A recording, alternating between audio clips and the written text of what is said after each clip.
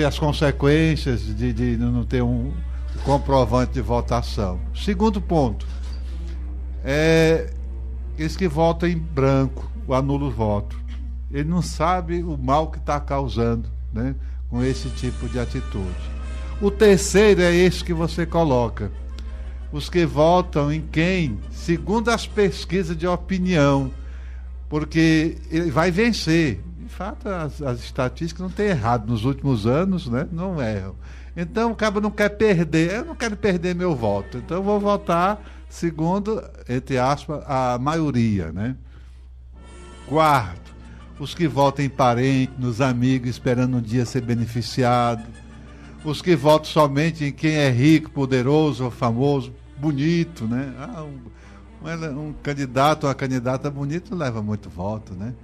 Aqueles que votam por protesto em candidatos sem saber que tem condições de governar. Muita gente não tem condições de estar na Câmara Federal, estadual, mas o cara vota como protesto e bota uma pessoa totalmente incompetente para estar ali. E aí são vários temas. Esse, né? aí era um assunto também, depois da opinião do professor Raimundo, eu vou questionar aqui com vocês. O que você acha das pesquisas, as pesquisas de opinião, de intenção de votos, professor?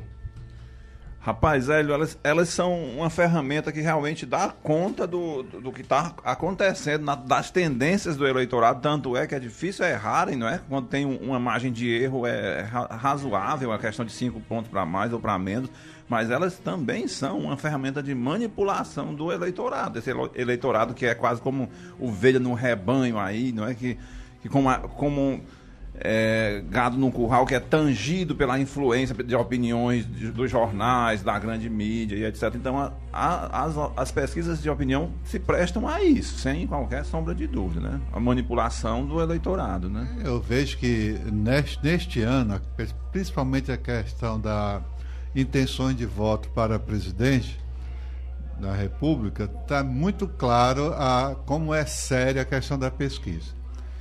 Mostra, por exemplo, a questão... Nós temos que falar o nome. Desculpa se eu tiver estar passando daquilo o que a lei não permite para nós é favorecer ou desfavorecer o candidato. Mas passar uma informação com o nome de qualquer candidato sem problema. Pois é, eu imagino o seguinte: o Eduardo Campos, se estivesse em plena atividade, ele estaria em terceiro lugar. E olha lá, ele estava lá embaixo, com 8 pontos. Quando aconteceu Acontece que a comoção foi grande. Não resta dúvida, a mídia está aí, quem que não se comove com uma situação desta? E aí a vice dele, né, se projetou de uma semana uma coisa fenomenal. Ninguém poderia jamais supor que uma pessoa chegaria a um patamar tão alto como a vice do Eduardo chegou.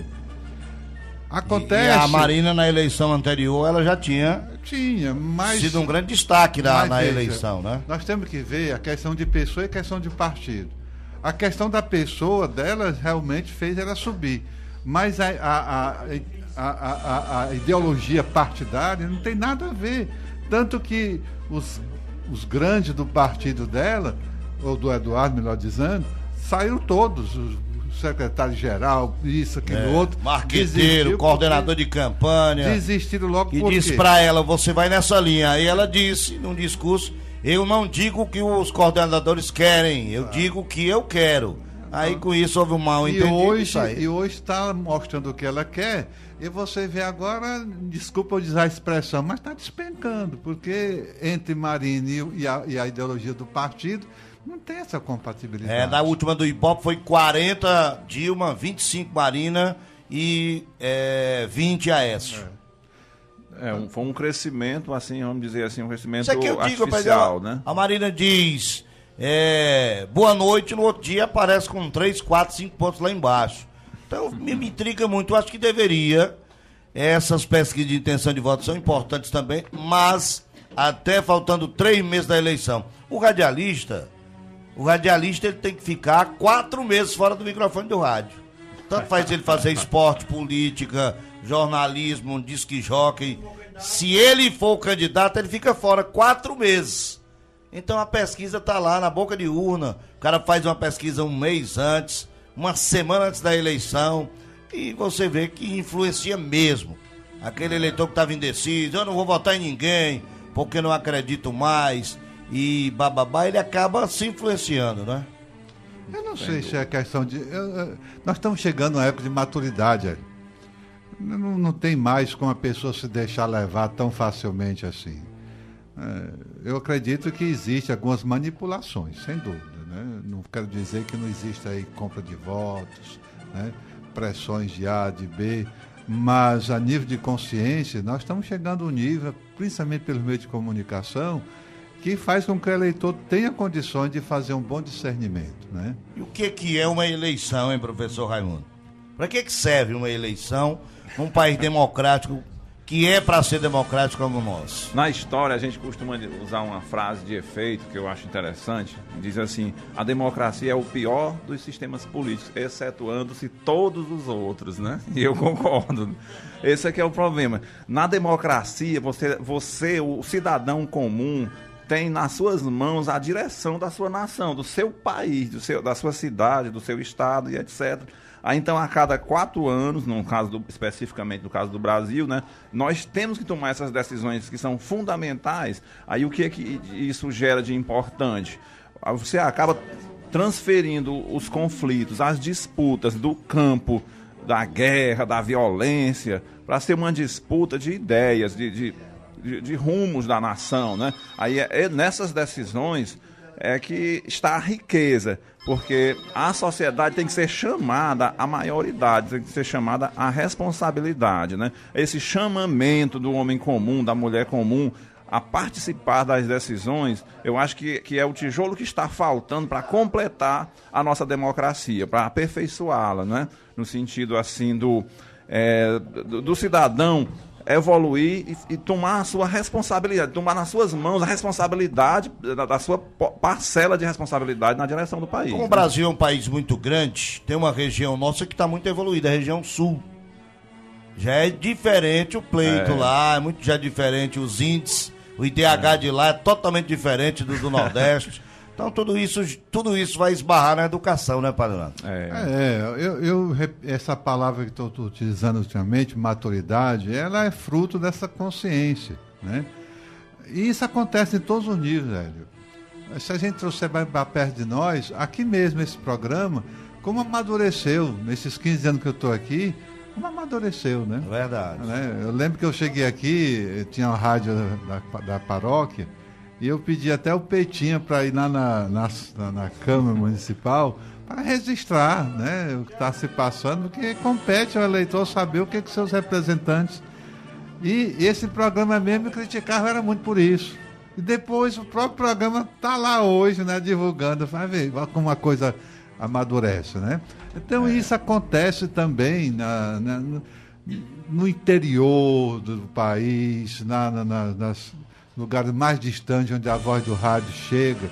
Eles estão acompanhando, eles têm interesse, porque é um momento ímpar, quando chega o dia da eleição, onde o sujeito se sente útil, sabe que seu voto, com um gesto mais simples que seja, está contribuindo para a estabilidade do país, da nação, né, renovando.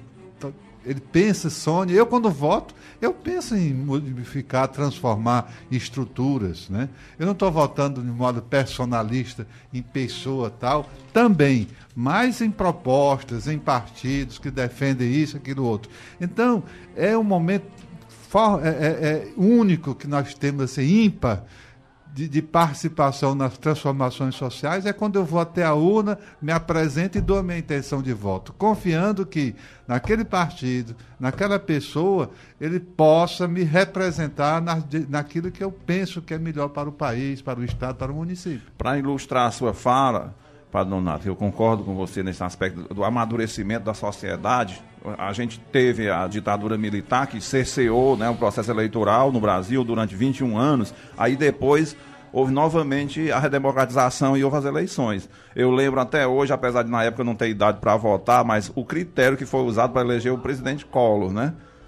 Uma irmã minha, bem mais velha, dizia, eu vou votar no Collor porque ele é um homem muito bonito. Esse era o critério da maioria das pessoas. Um jovem, na época de 39 anos, né, que na política é muito jovem para essa idade, né, para concorrer à presidência, né? Aí esse foi o critério. Aí o Lula, quem votou no Lula por a beleza? Eu não conheço, só se tiver eu recomendo que use óculos, né? Aí já o critério já é outro. O critério já é outro. Há uma seleção, por mais que haja da parte da grande mídia, do grande empresariado, uma tentativa de manobrar a opinião pública, não é? De queimada. Mas não acaba manobrando não, a maioria?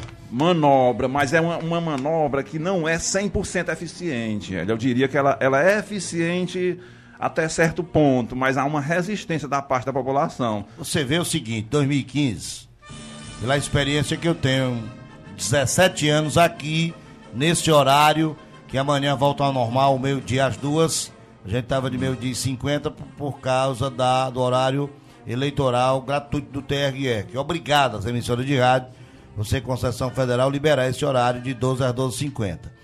E o 2015 nós vamos ter um ano muito difícil. Todos os aspectos. Passou a eleição, aí libera vem lá o aumento na taxa da luz, vem aumento lá no combustível, e aí com isso aumenta tudo, porque tudo está atrelado hoje, né? Tudo está atrelado. E além disso, as esferas, a nacional, a estadual e a municipal, segura tudo. É verdade. Segura obra, segura empreendimento, segura tudo. Para soltar no 2016, que é outro ano de sucessão. Aí é a municipal, que é a mais acirrada, em virtude das pessoas estarem ali mais próximas e conhecerem. Pela proximidade. Então tem isso ainda, Paraná. Tem essa situação de que o Brasil diz, não, a eleição tem que ser uma só, de 5 em 5 anos. Aí nós estamos lascados. Tem que ser todo ano, porque aí eles vão se apresentar, vão numa localidade, vai numa rua, num bairro, faz alguma coisa, porque você pode notar, o ano que não tem eleição, não tem obra, não tem trabalho. Bom, pode ser que os encaminhamentos vão nessas terminologias políticas que você está colocando. Agora, pensando no gasto que se faz com eleições num país como o nosso, nessa dimensão que tem, ninguém pode avaliar, por mais que o TSE diga que só pode ter esse investimento, empresa não pode ajudar e tal, ninguém pode avaliar o que se gasta em eleições num país como este. Em eleições em 2 anos, é um gasto muito grande, muito grande. Eu ainda sou defendendo aquela ideia de eleição única. Hoje, como nós temos aí urnas eletrônicas, que eu penso que não vai voltar atrás, né?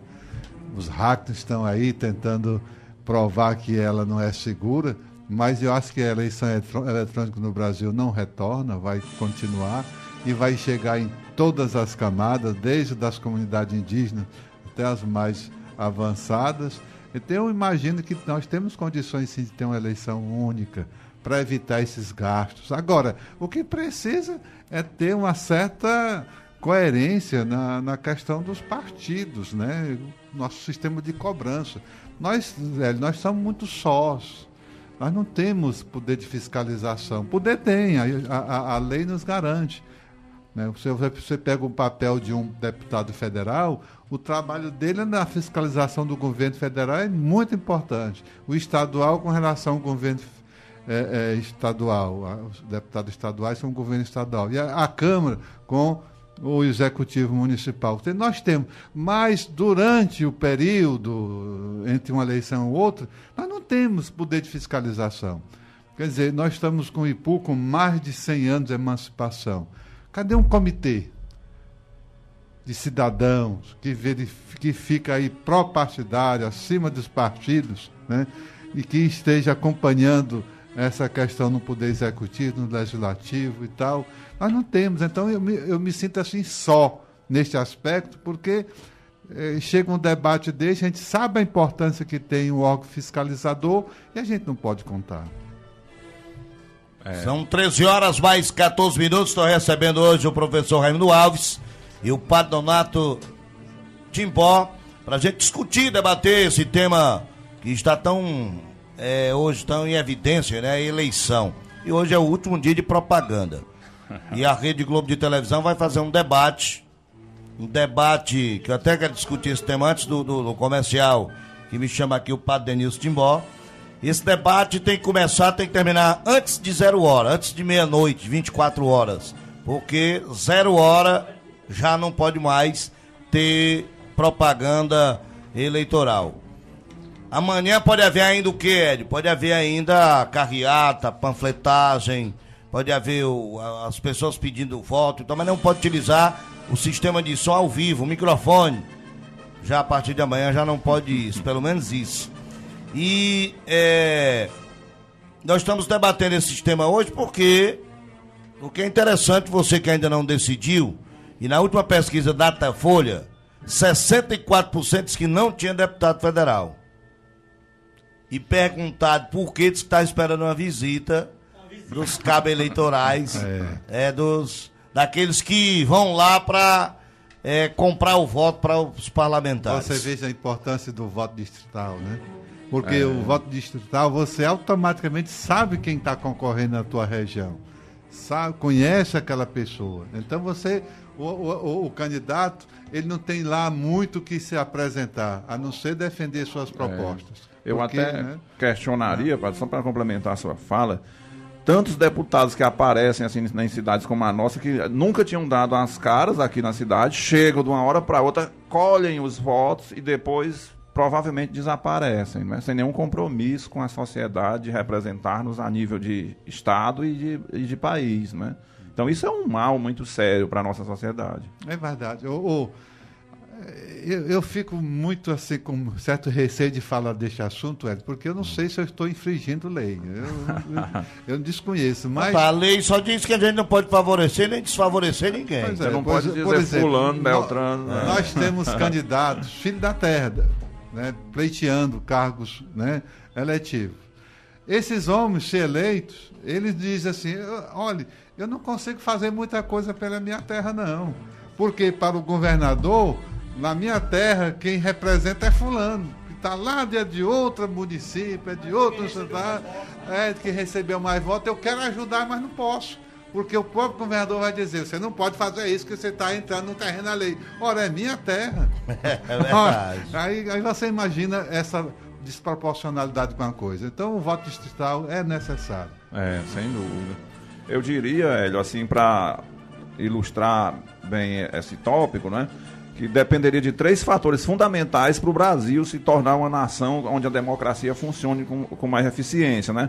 Primeiro, a educação do eleitor, né? O eleitor realmente ser orientado de forma adequada à evolução do cidadão. Ele assumiu a sua parcela de responsabilidade, a sua cota de responsabilidade e também uma reforma política. Porque essa questão é justamente isso, assim, de o sujeito que está na base aqui do município, da região, ele vota, mas ele não sabe exatamente depois que votou o que é que essa pessoa que ele votou e quem ele votou, o que está fazendo por ele. Não tem uma troca de informações, não é?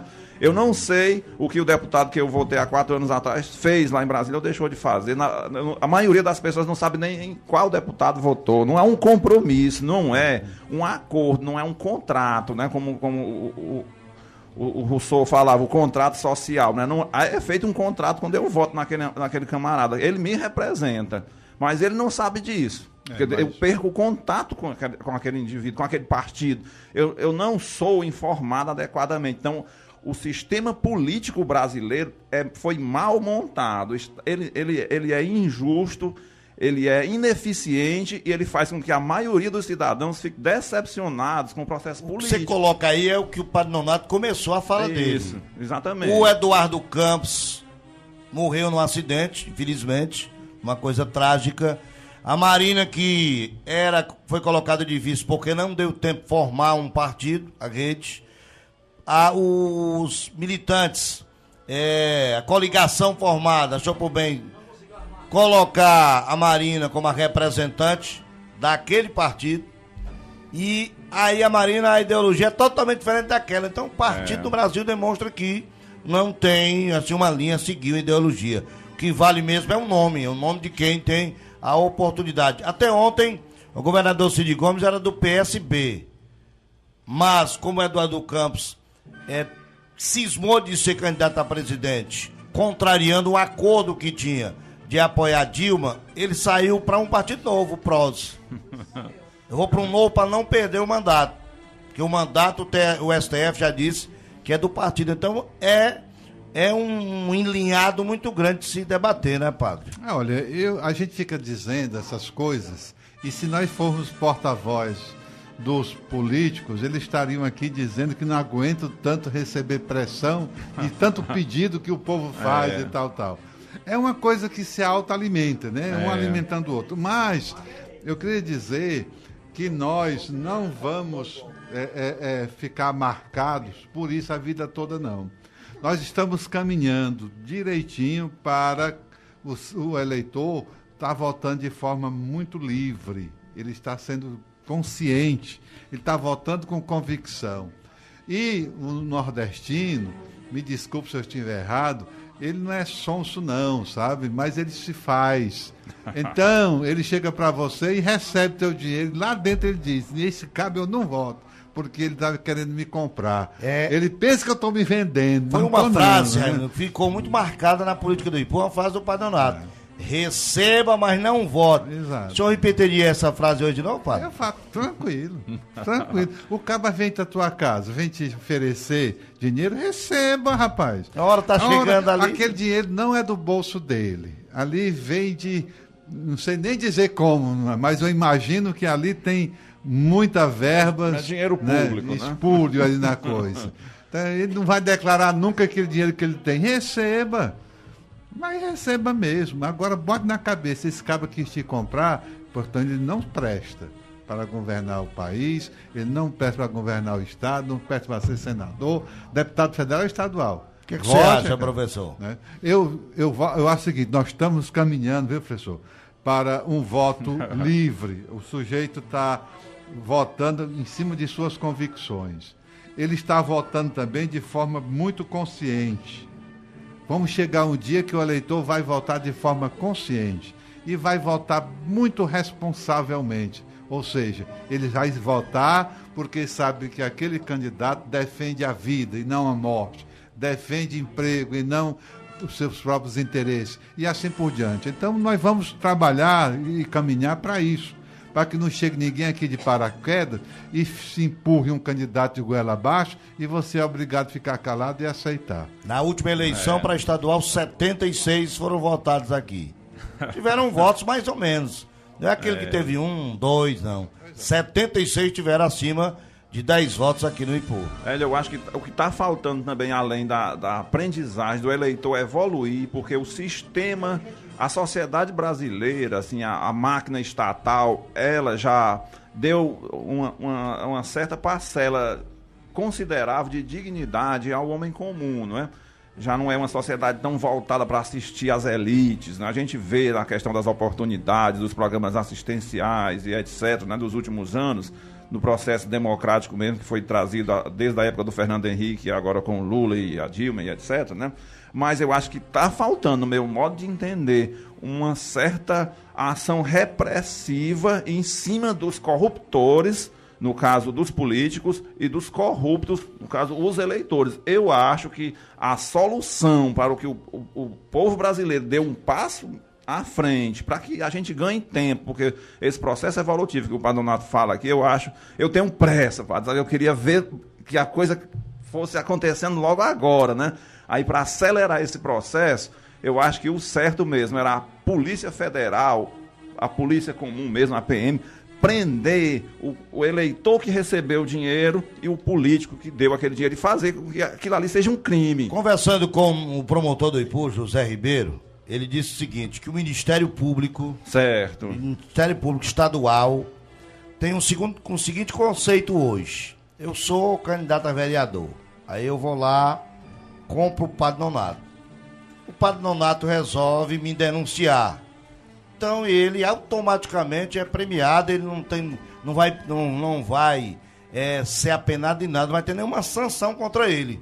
Porque ele quer pegar, porque ele trata o eleitor como vítima. O Ministério Público acha que é uma vítima desse acontecimento todo, pega aquele dinheiro ali, compra, e depois com aquele dinheiro que comprou, ele triplica a fortuna dele. Então o Ministério Público Estadual já tem essa visão, ou essa pré-determinação. Se o eleitor for comprado por algum deputado, algum político, para esta eleição, e for lá denunciar, ele vai apurar. Só que o eleitor ali entra como uma vítima, não vai entrar também como punido, não, como réu. Eu acho, Hélio, que esse aqui é o erro de tratar o eleitor como vítima, é como o drogado. Eu acho que só você tratar a pessoa que é usuário de droga não resolve o problema, porque justamente o indivíduo acha que ele, ao financiar essas máfias monstruosas que dominam sociedades, como no caso Rio e etc., né? O playboy, etc., o indivíduo que tem condições financeiras, que dá o dinheiro àquele traficante, aí ele não se sente pressionado a abandonar o seu vício, só passando a mão na cabeça, é um coitado, é uma vítima. Tem que ter uma repressão também. Eu acho que criminalizando o eleitor, a gente apressa, a gente leva a sociedade a perceber esse crime, que isso é um crime, que esse tipo de eleitor é a maioria. Mas ele diz isso, viu, Padre Donato, professor? O Ministério Público tem essa visão porque ele acha que se não for assim, não vai haver denúncia. Ah, eu entendi. Porque é um crime muito difícil de se apurar. Eu pergunto, você se vendeu, Raimundo? Você não, me vendi não, e aí? Eu penso que o Ministério Público está usando isso como estratégia. Está usando como estratégia, porque... pela lei, tanto o que compra como o que vende está cometendo um crime. Entendeu? Agora, se você tem pressa pela prática de um voto livre, consciente e responsável, a minha pressa ainda é outra, né? É que, começando com a Câmara dos Vereadores, nós tivéssemos, não se preocupando com o salário a receber, como é feito hoje. Mas você é professor, você tem uma renda por uma escola, uma instituição.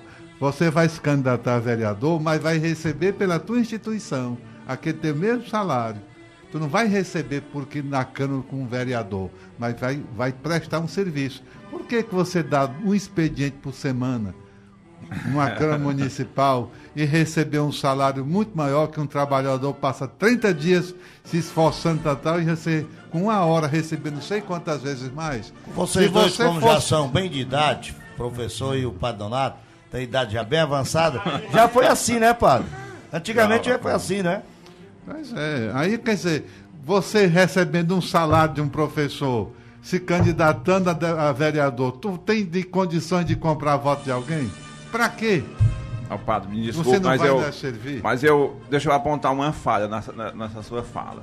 No caso, esse dinheiro que é usado para a compra de voto, a maioria dele é escuso. Eu sei. Aí então, você diminuir o salário do vereador ou do deputado em si não vai interferir na corrupção, porque dinheiro do Caixa 2, é dinheiro desviado de empresas públicas, de obras. Se eu gasto 1 milhão numa campanha para vereador e o meu salário nesses anos não vai chegar a 500 mil, então a coisa está errada. Já sabe que tem alguém bancando para me ser um porta-voz de alguém que quer dominar. Há uma omissão também da Justiça Eleitoral nesses casos? Dúvida, porque assim, dúvida. Vamos lá, é muito costumeiro aqui no interior, quando tem eleição para prefeito, virou o radialista fulano de tal, virou o vereador fulano de tal, e fica por isso mesmo. O cara virou por quê? Por amizade é que todo mundo sabe que se vendeu, né? Exatamente. Agora tu imagina, fazer uma ponte custa, digamos que você gaste 30 mil reais para fazer uma ponte pequena, tal. Aí o executivo municipal diz, não tem esse dinheiro, tem que fazer o projeto, sei lá, e tal. Aí de repente a gente fica sabendo, comprou um vereador 50 mil reais. Quer dizer, para comprar um vereador por 50, 40 tem, mas para fazer uma ponte que custa 30 não tem. Então tem alguma coisa que precisa ser mexida. Sem dúvida. 13 mais 30, nós vamos voltar ainda debatendo política. Programa Fatos em Debate. Apresentação Hélio Lopes. Contar uma história pra vocês de um homem sério e trabalhador. No rádio fala pela comunidade, é a voz da verdade defendendo o cidadão.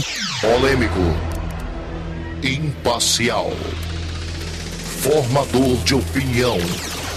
Esse homem se alimenta de notícias. Hélio Lopes.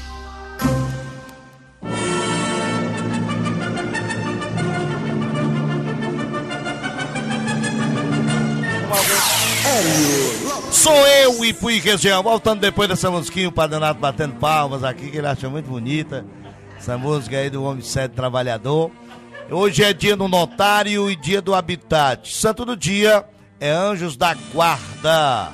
Nós estamos discutindo aqui, debatendo sobre o pleito, e hoje é o último dia de propaganda eleitoral gratuita no rádio e na televisão. Amanhã a gente já volta meio-dia com o programa Fatos e Debate da sua rádio regional do Ipu, Ceará. Eu estava vendo agora aqui no Facebook um acidente que aconteceu, está me informando aqui o Anselmo, em São Paulo. São Paulo, esse acidente. E uma coisa terrível. Essas redes sociais, elas são muito boas. Eu participo, eu fui o país escolhido na escola profissional, lá da turma da minha filha. E lá tem os temas para serem abordados e discutidos. Eu disse, não deixe de botar a internet. O uso da internet. Porque a internet hoje é uma ferramenta para ser utilizada. Você saber do deputado, se ele desviou alguma verba, do presidente, se ele está metido em alguma coisa, do senador, como é que foi ele quando foi governador, porque lá no Senado é a casa dos ex-governadores, ir lá, se aposentar lá. Então é uma ferramenta importantíssima, mas está aqui, meu amigo, é um acidente terrível, acho que deve ter morrido muita gente, são imagens pesadíssimas, e as pessoas têm o prazer de botar, sem nem aquela borrar a imagem, filma lá no celular e bota. Agora o pessoal tá assim, tem um acidente, filma primeiro para depois ir socorrer. É uma coisa muito, muito séria mesmo. Mas eu vou voltar aqui para o pleito, que vai ser no próximo domingo. O senhor vota aqui, Padre Renato? No Ipu ou não? Aqui no Ipu. E você também, professor? Você vai votar? Vocês vão lá votar ou não? Vou sim, claro, né? A minha sessão é no patronato, bem pertinho de casa. Por que eu estou dizendo isso? Porque o eleitor, ele pode não ir votar. Eu escolhi não ir. E aí, o que é que acontece? Ele é penalizado. R$3 e pouco é a multa que ele tem que pagar para ele contrair empréstimo com bancos públicos, para ele fazer concurso público. Essa área pública ele tem que estar em dia com a justiça eleitoral. Viagem ao exterior também. Se ele não for votar, ele tem que pagar essa multa. O George chegou aqui cheiroso, rapaz. Gostei. Você, para tirar um passaporte... Abrir conta em banco, não é? Você tem que levar o comprovante da votação. Mas não é por isso que a gente deve votar, não é? Isso aí são algumas coisas que nosso sistema democrático ainda obriga a pessoa a fazer isso, né? Um dia nós teremos essa não obrigatoriedade de votar, né? Mesmo sendo democrático, sem ter essa obrigatoriedade do voto. A pessoa deve ir por consciência, né? Então eu penso que mesmo assim, independente de você ser penalizado, ter multa, você deve ir por consciência. Porque se você não vota, ou vota em branco, ou anula, você está ajudando um grupo que está à frente, né, que talvez não seja aquele que vá ir ao encontro das tuas aspirações. Como é que você escolhe o seu candidato, seu partido, para votar? Rapaz, Hélio, é complicado. Primeiro, a gente não pode confiar muito nos jornais, né? Que a gente sabe que os jornais são parciais, eles estão envolvidos com grupos políticos e têm a tendência de favorecer determinado nicho político partidário, não é? E de prejudicar a imagem de outro. Aí eu aconselho o eleitor a buscar informação, né? Que é o que eu faço, né? Eu não voto em qualquer um, não. O sujeito, para conquistar o meu voto mesmo, ele tem que saber trabalhar, tem que ter compromisso com determinados pontos de vista, né? E eu não voto só no indivíduo em si, tem que buscar a legenda, o partido, o que aquele partido fez até então, ele tem representatividade. Quem chegar para mim fundando partido hoje, pedindo meu voto, já sabe que não vai ter, porque eu viso o passado daquele sujeito, não é? O que ele fez até então? Veio de onde? Começou agora do nada, de uma hora para outra e tal, né? Então tem que fazer todas essas perguntas, essas interrogações, para se fazer uma boa triagem, mas falta essa ponte, né? Na minha opinião, depois de eleito, como manter contato, né? O sujeito é eleito, vai lá para a Câmara Estadual em Fortaleza, algum dia, se eu bater na porta dele e querer conversar para expressar minha opinião sobre alguns critérios, como educação, por exemplo, que é a minha área de trabalho, ele vai me receber? Será que vai? Algum desses deputados que pedem voto aqui? Então eu viso muito isso. Eu já votei muito nos partidos, nos candidatos do PSOL, acho que eu posso falar, não tem problema nenhum, não estou pedindo ninguém para votar nisso, mas deixei de votar por isso, porque é um voto ideológico que você não tem contato, não tem como ligar, não é para pedir emprego, não é para pedir favor, mas para pedir assim, olha, na educação, e na minha opinião enquanto educador, eu acho que todos os diagnósticos que são dados sobre a educação estão errados. Um dos maiores problemas da educação é político demais se metendo sem entender, querendo ajeitar sem entender. Não é? A pessoa tem que conhecer as motivações que levam o candidato a se candidatar. Isso. Acontece que do jeito que é escolhido o candidato, eu não posso fazer mais essa exigência. Eu posso dizer que aquele candidato tem um perfil ético, não é ele que está se colocando, mas foi um governador ou um partido que indica. Pronto, já quebrou. Então eu tenho que aproveitar dentro desses partidos pessoas que, pelo seu histórico, demonstram seriedade. Por exemplo, eu não vou dizer quem eu voto, mas talvez vocês identifiquem. Na eleição passada, o meu deputado estadual, se você chegar na Assembleia às 7 da manhã, ele já está lá. É o primeiro que chega, antes que os funcionários da Assembleia, já está lá, entendeu? Não desconheço se ele faltou alguma sessão, e se faltou foi por doença. E uma curiosidade, viu? O Tiririca, que foi eleito por São Paulo com uma votação esmagadora, não é? Não faltou nenhuma das sessões lá em Brasília. Nenhuma, e tem uma assessoria de primeira que se voltou para a educação. Olha aí, viu como a gente se surpreende. Foi o voto de protesto, não é? Que eu mesmo fiquei admirado de ter sido eleito, um sujeito como o direito, mas está se mostrando uma pessoa de bem que está realmente merecendo. Eu queria saber do Padre Donato para voltar. Isso é um tema bom, essa questão do protesto, que eu quero ouvir a opinião de vocês. Senhor Padre Donato, o senhor falando como é que o senhor escolhe seus candidatos. Eu vou votar nos meus candidatos aqui estadual, aquele que trabalha e que trabalhou e com certeza que vai continuar trabalhando. Aquele que mais contribuiu para o desenvolvimento da Zona Norte do Ceará. Nós temos gente assim, né? Eu atribuo esse homem aquele que mais contribuiu para a Zona Norte do Ceará, entendeu? E é praticamente filho da terra, nasceu muito perto de nós, gente conhecida. O federal também, gente da terra, muito conhecido nosso. Praticamente um filho da terra. Eu não vou votar em pessoas que eu sei que tem caráter, idoneidade, mas está tão distante de nós que eu tenho a impressão que não vai olhar muito para a gente, não. Nós temos que votar aqueles que estão perto de nós, que sabem da nossa situação e que vai nos ajudar. Eu sei que aqui no Ipu vai votar em candidatos que imagino eu nunca conversei com esse homem, mas pela estrutura que ele tem, o gasto que ele está fazendo nessa zona norte do Ceará, porque onde eu vou, vejo ele por aí, fotografia dele, ele não quer ser deputado federal coisa nenhuma, não. Isso é uma porta. As portas dele é um dia ser eleito para prefeito da cidade dele, que é outra porta. Onde ele quer chegar mesmo é ser governador do Ceará. Então, pessoas assim não tem meu voto, não. Eu vejo também muito, padre, assim, pessoas que querem ser deputado ou até vereador mesmo, que não é o caso das eleições no momento, mas porque isso gera status. Eu sou deputado, eu sou vereador, isso gera status, mas ele não tem nenhum compromisso com nada. Não sabe nem a atribuição dele. Isso, tá lá sentado lá e tudo que mandar ele votar ele aprova. Você levantou sobre protesto. Vamos lá, será que é salutar? Será que tem algum proveito o eleitor ir para a urna e protestar, votando que faz palhaçada, ou que não tem nenhum conhecimento, ou às vezes tem uma pessoa importantíssima que pode receber o voto, aí eu vou votar num que não tem nenhuma banda no bolso, que não tem uma bicicleta, eu vou votar por isso só por causa disso. O protesto seria contra quem está no poder, não? O cara quer protestar, eu vou protestar, então eu vou protestar. Eu penso assim, se eu estou protestando porque tem coisa errada. E quem está errando é quem está no poder. Não seria assim? Ou não? Qual é a visão de vocês? Depende. Agora, se o protesto for bem fundamentado, se você não está atirando a esmo... Né? A Dilma tá bem, ou não tá bem, eu não tô gostando. E se eu votar para um presidente que não seja ela, eu tô protestando contra ela, o poder que ela tem. O Hitler foi eleito na Alemanha, não para presidente, que lá o cargo é de chanceler e tal, é diferente o sistema na época, né? Pelo voto de protesto. Então você tem que tomar cuidado com o voto de protesto, né?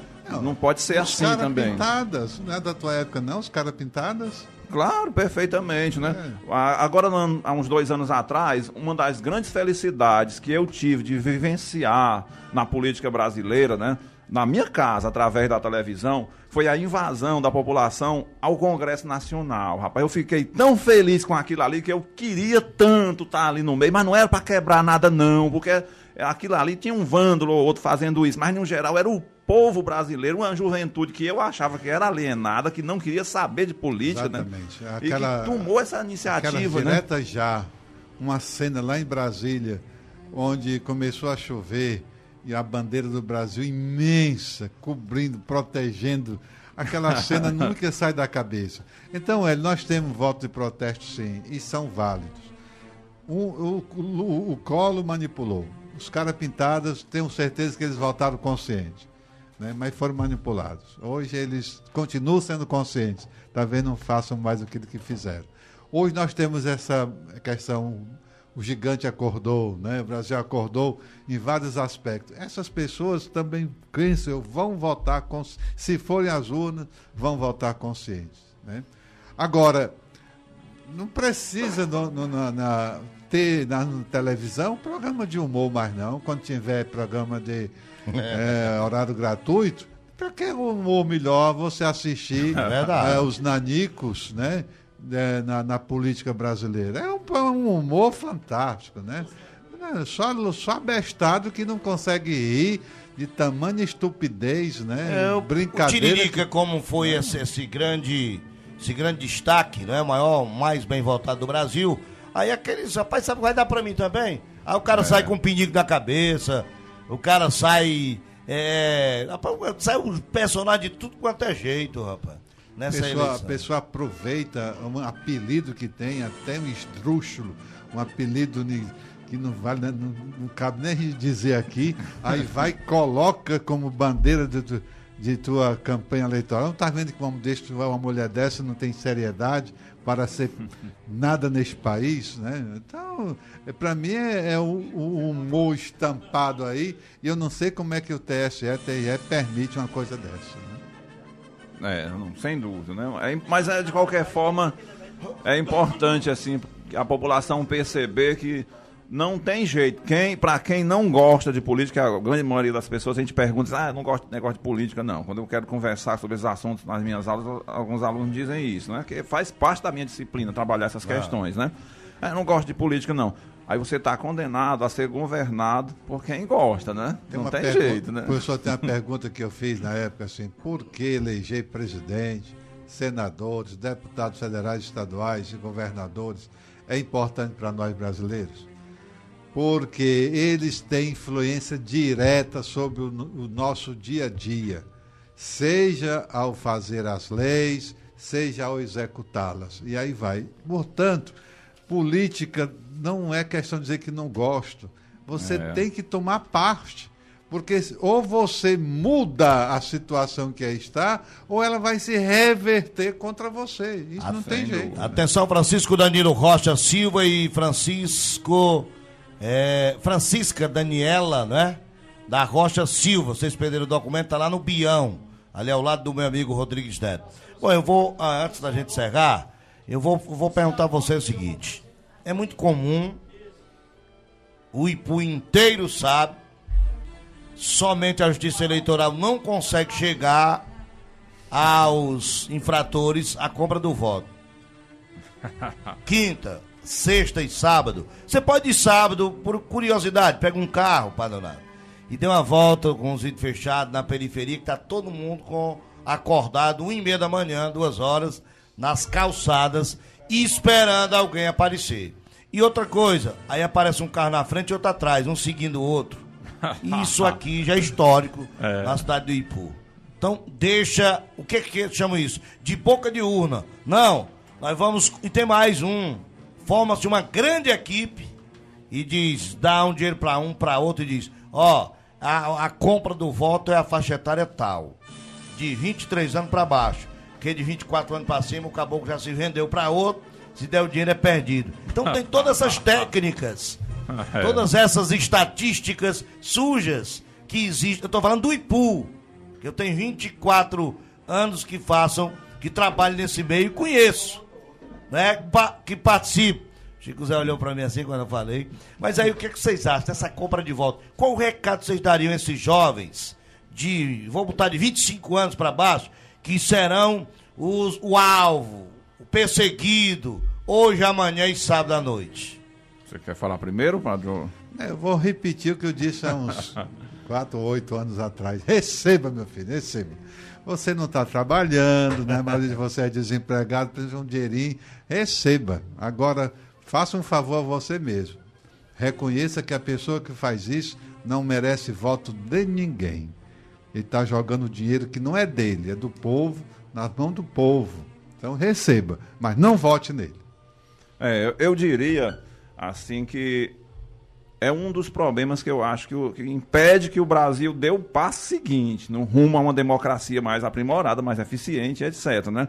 Aí então eu não deixaria só no terreno assim, de uma decisão do indivíduo. Eu acho que a polícia tinha que agir aí, tinha que meter a algema na mão do eleitor que se vendeu, que se prostituiu, e do político, o cara que pegou dinheiro público para comprar o cidadão, para que a sociedade reformule o seu senso moral, o seu senso ético, e perceba que isso é uma coisa imoral, uma coisa vergonhosa. Não é para um cidadão de bem fazer isso. É uma coisa imoral que eu coloco como prostituição da consciência. Sabe, aí você deixar a critério do eleitor. É uma forma do coronelismo hoje em dia. Entendeu? Perfeitamente. Eles fecham a rua. Você já entrou naquela rua, pronto. Naquela rua não passa mais nem um carro, nem indo, nem voltando. Quando é no interior, eles cortam um pau e derrubam o pau. Eu queria deixar claro Chega assim, na casa, né, a pessoa não leva lá para dentro para ver se não está gravando alguma coisa, né, não deixa chegar muita gente perto. Então você veja que é uma imposição autoritária, arrogante, que mostra que aquele partido, aquela pessoa, não tem condições de receber um voto de um cidadão consciente. E o cidadão, nesse ponto, ele é copartícipe desse crime, né? Ele não é uma vítima. Esse tipo de cultura, esse tipo de costume, esse tipo de visão acerca da cidadania, que não é cidadania, não é isso aí, né? O cidadão, ele não acordou ainda para a realidade, para a sua responsabilidade enquanto protagonista do contexto social, do contexto político. É o que acontece. Ele acaba, ao exigir que para ser candidato e para me eleger, eu tenha que ter um capital alto de 100 mil, 200 mil, 1 milhão de reais a gastar, o cidadão comum condena os homens honestos a não ter chance nenhuma a concorrer na política. O cidadão comum é o responsável por isso. O homem honesto, o homem de bem, que quer fazer a sua sociedade evoluir, que quer contribuir com a sua sociedade, ele está condenado a não ser nada, porque o eleitor só quer saber de dinheiro. Esse é que é o problema. A estatística do que o Hélio coloca aí, de 25 anos para baixo, só faltou ele dizer uma coisa: a camada pobre. Porque aqueles que estão um pouquinho mais adiante, eles não vão entrar nessa de receber dinheiro assim, não. Eu penso. É verdade. Agora eu queria, para finalizar esse tema, e agradecer já a vocês. Muito obrigado, espero ter contribuído com quem está nos ouvindo. A educação fez alguma coisa? Estou falando do Ipu.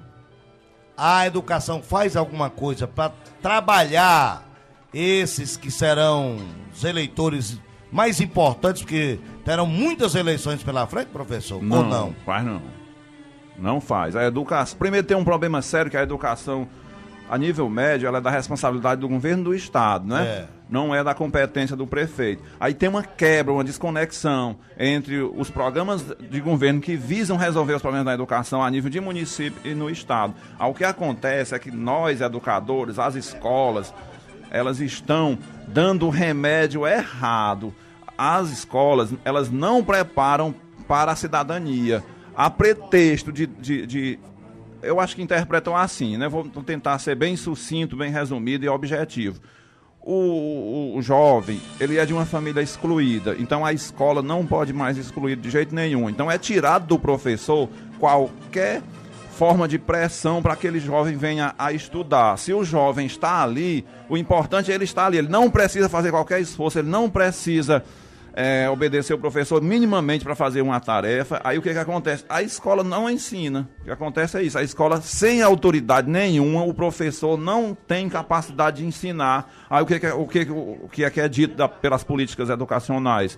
O professor é um despreparado. Aí você tem uma sala de aula com 48 jovens, né, na faixa de 15, 16 anos, 50 jovens, uma sala abarrotada, quente, sem estrutura nenhuma, e o culpado é o professor que não sabe trabalhar. Enquanto que em qualquer país de primeiro mundo, as salas de aula têm 15 estudantes dentro, né? Nós temos 50, e isso é normal, e o culpado sou eu que não sei trabalhar. O que acontece? Uma família que o pai e a mãe não participam da educação do filho, que ele é jogado ali como se fosse numa creche, e ele não quer saber como é que está a educação do filho e da filha dele, né?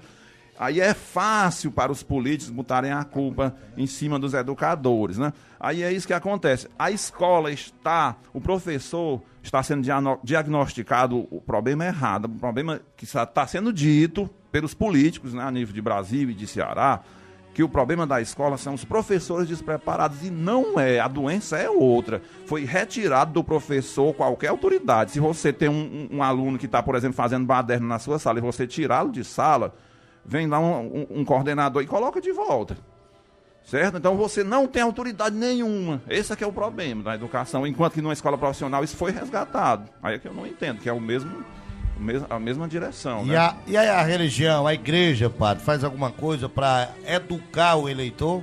Bom, eu poderia ler para você aqui alguns critérios que a CNBB coloca para a igreja no Brasil quanto aos critérios para a votação. Você está disposto a escutar? Com certeza. Primeiro, conhecer o perfil ético dos candidatos. Segundo, discernir as verdadeiras motivações dos candidatos. Terceiro, saber quais as suas posições com relação à defesa da dignidade da pessoa humana e da vida. Quarto, descobrir o que os faz buscar o poder, ou os que leva a querer a se manter no poder. Quinto, analisar se eles estão de fato comprometidos em transformar o poder em serviço. Sexto, levar em conta a honestidade pessoal dos candidatos e se estão interessados e comprometidos com o bem comum. Sétimo, saber se eles estão ou não cometendo o crime de compra de votos ou propondo alguma forma de troca ou barganha. 8. Descobrir se eles honram os compromissos assumidos, se tem palavra. 9. Analisar se eles estão preparados para os cargos aos quais são candidatos. 10. Levar em conta se eles estão acostumando o povo com presentes, esmola, favores, agrados. 11. Saber se a campanha que os candidatos estão fazendo é muito cara. E se for, é bom lembrar que o que disse um bispo brasileiro: quem gasta muito dinheiro na campanha é porque já roubou ou porque vai roubar. 12. Descobrir se eles estão comprometidos com grupos financeiros e quem vai se beneficiar se eles forem eleitos. 13. Analisar se os candidatos têm competência para exercer o poder e colocar-se a serviço de todo o povo, e não apenas de alguns. 14. Levar em conta se eles estão preocupados com a inclusão social e a superação das injustiças. E, por fim, saber se os candidatos já corromperam ou se deixaram corromper. Bom, o Rádio São Paulo, estou vendo agora aqui, RR diz: boa tarde, Hélio. Boa tarde ao nosso pároco, Padre Nonato, professor Raimundo Alves e aos ouvintes da Rádio Regional. Um dos temas mais polêmicos discutidos nessa eleição é sobre a homossexualidade. Como o Padre Nonato e o professor Raimundo analisam esse tema, a inserção desse assunto representa um avanço ou um retrocesso na visão dos senhores? Rapaz, o assunto é polêmico, né? É verdade. Isso aí é um breu na democracia.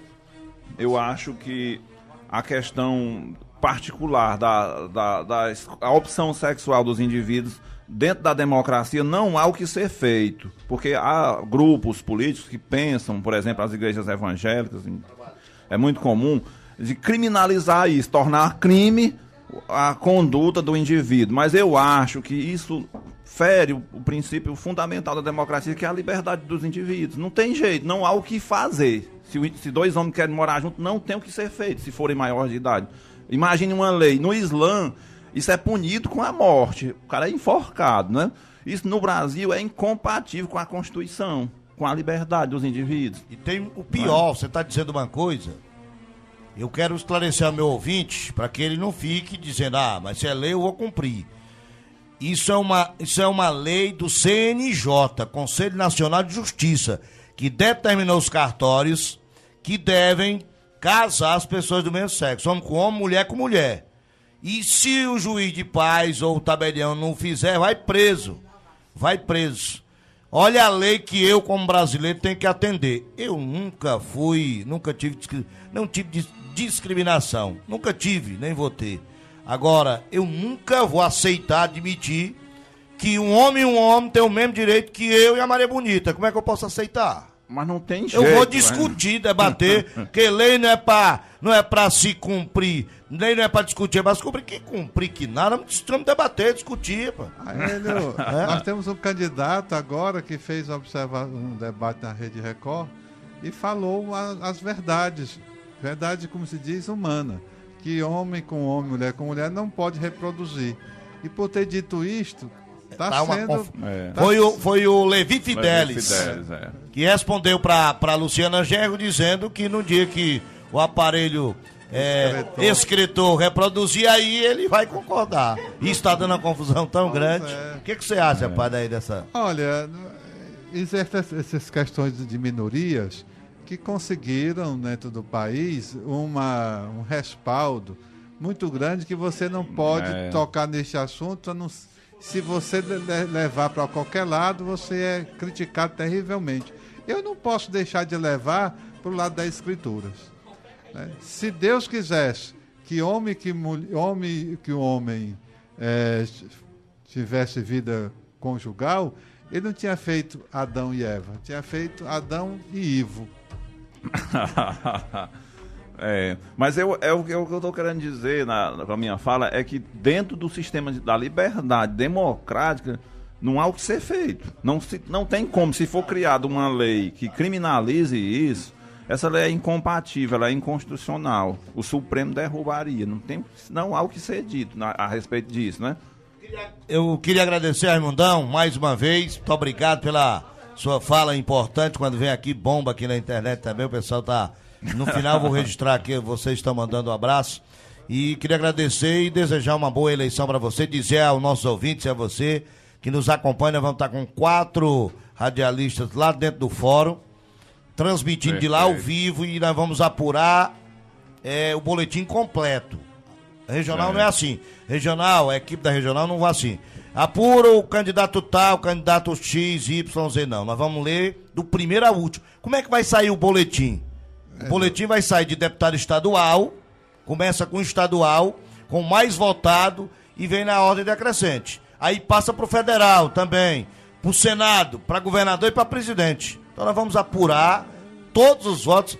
Se você é cabo eleitoral de algum deputado, se você está trabalhando para algum deputado, pode ficar em casa com uma canetinha, um papel, anotando lá quando sair. Seção 1, Abílio Martins, 500 e tantos eleitores, vamos lá. Aí o Chico Zé manda de lá, outro é de Vanilla, outro o Marcos Aurélio. E nós vamos ter uma equipe aqui também, já com os programas prontos, já está tudo prontinho. É só digitando lá no final a gente dizer quanto cada candidato obteve no IPU. E vamos estar com um repórter direto do Fórum de Piricérreira, fazendo a apuração também, que a apuração de Piricérreira vai ser lá na cidade de Piricérreira. Eu agradeço. Falando aí decisões do TSE, programa e tal, tu não acha estranho que um debate com 7 candidatos a presidente da República, tenha o mesmo tipo de tempo de alguém que não tem 0,0%, com alguém que está com 40%. Eu acho que devia a pessoa usar bom senso. Olha, primeiro momento do debate, os 7. O segundo momento em diante, com os 3 mais votados, para a gente conhecer as posições dessas pessoas. A gente fica escutando posições, defesas de pessoas que tem certeza que nunca chegará lá e adianta a sua resposta. Eu estava comentando isso com o Raimundo aqui em off, antes de começar o programa, eu estava no eleitoral. Ele dizendo, Raimundo, é o seguinte, esse é um sistema, hoje é o último debate, tá, eu disse, não, vou assistir. Eu assisti bem uns 4 ou 5, porque é muito engessado, é a mesma coisa. E ali era para ser assim, 5 jornalistas da empresa contra o candidato. Aí vamos lá, pesquisava a vida dele, botava ele na parede, que aí ele ia demonstrar, e aí dentro disso também perguntar as propostas dele. Então o Padre Donato, candidato a prefeito do Ipu, sentava aqui no FD, o Chico Zé, o J. Lopes, vamos lá, por que é que você quer ser prefeito? O Padre Donato fosse candidato, eu era um militante número 1 dele. Número 1. Eu sabia que era uma prefeitura séria. Aí eu ia ter essa certeza. E como é que um debate realmente é muito engessado. Aí o cara pega. A única coisa que ficou do debate de antes de ontem da TV Verdes Mares foi uma pergunta que o meu primo Ailton Lopes fez. E ele foi todo de blusinha rosa, né, José? Umas fitinhas assim. Ele perguntou o seguinte: tinha uma réplica pra ele terminou assim: candidato, para Eunice Oliveira. O senhor declarou no TRE um apartamento que o senhor tem na beira-mar. O senhor declarou o valor dele de 70 mil. O senhor vende ele pra mim por 70 mil? Aí eu disse, abrindo os braços. Como? Vale 5 milhões, ele declarou no TRE 70 mil. Aí o que ficou em toda o debate foi isso. Por quê? Porque não existe um embate lá. Não existe questionamento. Quando o padre disse que tem 5, 6, 10 candidatos e dali só 2 vão ter chance mesmo. Exato. E termina sem você saber o que o cara quer, se é contra ou a favor do aborto, um tema importante. Eu escutei só um debate de televisão que foi da TV Aparecida, junto com a Canção Nova, século XXI. Aí os bispos faziam perguntas, né? E depois eram sorteados no momento quem era o candidato que ia responder. Ora, tinha perguntas ali importantíssimas que deviam ser respondidas por candidatos majoritários que estavam lá na frente. Mas não, foi respondido por candidatos que não vai chegar nem lá. Quer dizer, o que adiantou aquela pergunta, o cara falar sobre questão agrária, sobre a questão indígena, sobre isso e tal, para você que não vai chegar nem perto? Eu queria ouvir daqueles majoritários. Então, primeira pergunta devia ser para todos. Mas passou o primeiro momento, me desculpa, mas aqui só para os 3 mais bem colocados nas pesquisas. Porque aí eu sei o que eles vão pensar a respeito disso. Eu acho que essa democracia do TSE, colocando no mesmo nível esses candidatos todos, para o programa todo, está errado. Talvez um rodízio em dias diferentes de determinados candidatos. Então, rapaz, a empresa, o TRE aqui para nós e o TSE para o Brasil, ele vai sortear a empresa que vai fazer o debate. O tema é educação. Dentro desse tema, o jornalista pergunta o que ele quiser. E faz o contraponto também, o contraditório. O senhor está mentindo, por isso. O Boechat fez no Canal Livre contra o falecido Eduardo Campos. Ele disse, senhor governador, eu fiz um levantamento de Pernambuco, nos últimos 50 anos, a sua família está mandando 31. Nos últimos 50 anos, a sua família está lá mandando 31. Vamos lá, educação, tal. Segurança, tal. Saúde, tal. E aí, o que é que o senhor vai ser presidente? E o que o senhor vai dizer pro povo? Entendeu? É um questionamento pesado, assim, para você ter noção se o cara tinha competência mesmo, se estava preparado para administrar um país como o nosso. Mas eu agradeço, Raimundão. Tudo de bom para você, meu irmão. Boa eleição. Vamos só mandar um abraço aqui, né? Sempre que eu venho aqui no programa, o pessoal fica me cobrando, mandar um alô, né? O meu irmão Pirão aí no Alto 14, o Manuel. a dona Fátima, que é minha vizinha aí, que sempre me pede, né? Dona Lúcia, o doutor Cidade Sem Dúvida, Dona Lúcia. Outro dia eu me surpreendi, né? Eu na feira ali, dando uma volta, comprando umas frutas para levar para casa, e uma senhora lá da Boa Vista, das populares lá na Boa Vista, né? Me parabenizou pelo programa, e sendo uma pessoa humilde, com pouca instrução, mas uma mulher, sabe, uma pessoa que tem cultura natural, uma mulher inteligente, sabe? Eu tive a oportunidade, tive essa felicidade de conversar com ela, perceber que a profundidade de onde esse programa chega, não é? E eu fico lisonjeado por reconhecerem o meu valor enquanto comunicador, que não é bem a minha função, né? Eu sou professor, né? Fica um abraço para todos. E só me resta desejar uma boa tarde, né? Grande abraço, meu irmão. Padre Donato, a gente está fechando esse tema. O senhor quer fazer alguma mensagem? Eu queria fazer só um apelo, né? Que os eleitores, principalmente os que estão começando agora com seus 16 anos, fazer essa primeira experiência, não deixe de votar. Não vá pagar uma multazinha porque é pequena, mas vá exercer seu direito de cidadania. Eu acho que é um momento ímpar em nossa vida, cada eleição desta, a gente confiar, dar um voto de confiança naqueles que irão nos governar.